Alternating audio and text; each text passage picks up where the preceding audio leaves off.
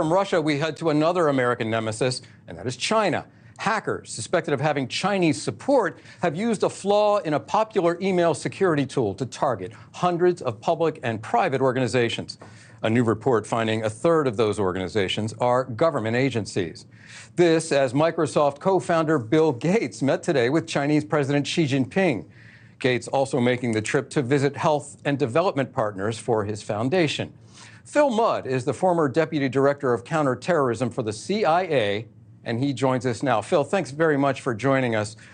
Bill Gates has led a company, Microsoft founded a company that has been the victim of Chinese espionage. The U.S. government accuses China of genocide. The U.S. government and Bill Gates accuse China of trying to steal American industrial secrets, technological secrets. What does Bill Gates, someone like Bill Gates, have to gain by going there now? I think the story is pretty simple. I don't think it has to do with hacking, and I don't think it has to do with Microsoft. Let's look at a little bit of geography where Bill Gates has said he wants to spend his time and he wants to spend his money. That's on issues like health in places like Africa, South Asia, East Asia, Southeast Asia. Where's China's influence as a growing global player going? Africa, Southeast Asia, South Asia. So if you look at whether Bill Gates wants to talk to the Chinese because of what he knows about hacking and Microsoft, my guess is no.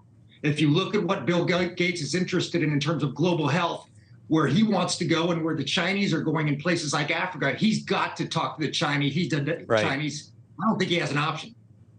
Yeah, it's a great point you make that the Chinese are making relations or advancing relations with American allies, at least putative allies like Saudi Arabia. They're in Africa, Central America. They're making friends with American allies in Central America, or historic allies anyway.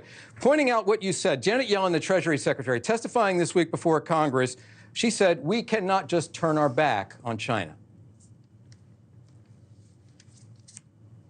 I think we gain and China gain from trade and investment that is as open as possible, and it would be disastrous for us to attempt to decouple from China.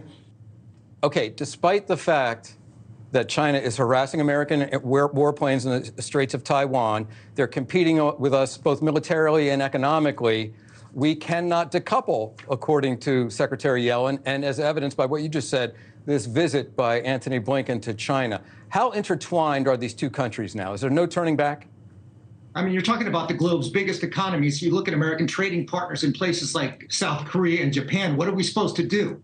I can't figure that out, this debate. I find it humorous. We have a country that is China that's rapidly expanding. The economy is exploding.